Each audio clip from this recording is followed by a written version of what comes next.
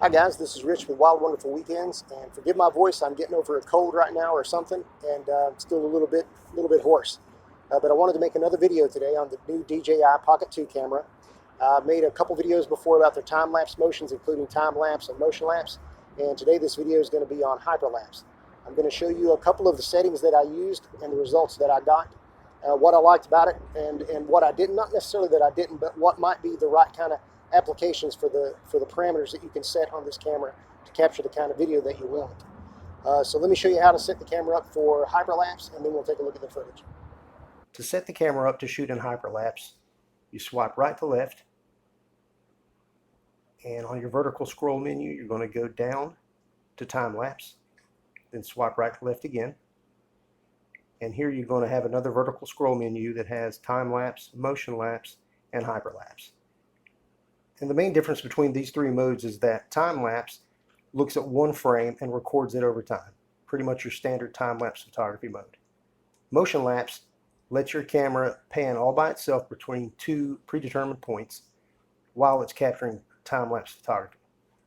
Now, it has a default left to right setting and a default right to left setting, and then it has a custom setting too. And you can check out my other videos on those other modes if you like to get a little more information on those. But in hyperlapse, what you're going to do is you're going to be able to actually hold your camera and walk around with it or ride around with it, and you're going to be able to be in motion while you're capturing time-lapse video. So from here, go ahead and swipe right to left again, and you're going to get to choose your resolution and your speed now. And it goes from 2 times speed to 30 times. The videos that I shot today, I shot one in the vehicle at 30 times, and then another in the vehicle at 15 times, and then a video of myself just walking around town at 15 times. And for me, I thought that the 15 times was probably the best. I played around with some of the slower times on my own that I didn't include in this video, and they didn't really look like time-lapse videos to me. And I thought 15 kind of hit a sweet spot in as far as like you get good detail, smooth motion, but it definitely looks like time-lapse video and photography. So let's go ahead and have a look at those now.